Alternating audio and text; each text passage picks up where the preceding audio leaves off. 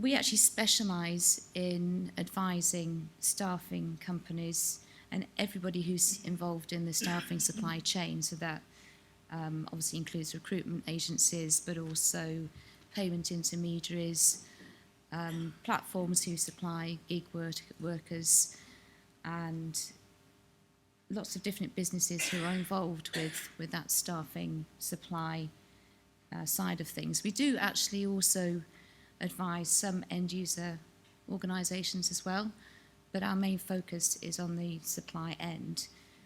But recently, with IR35, we have been speaking to a whole range of organisations, some of whom are users of contractors. And the other big type of organisation who is affected by this is the consultancies.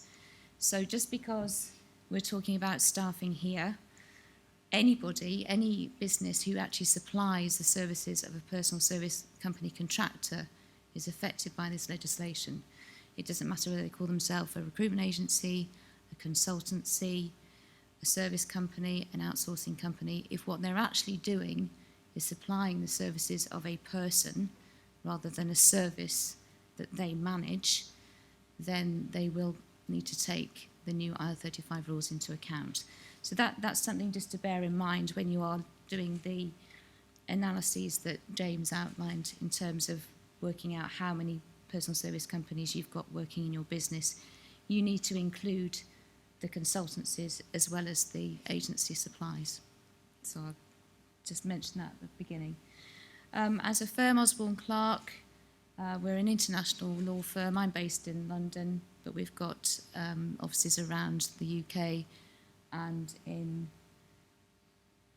25 locations apparently. I can't remember all of the countries, but we are international as well. So, we're an all-service law firm.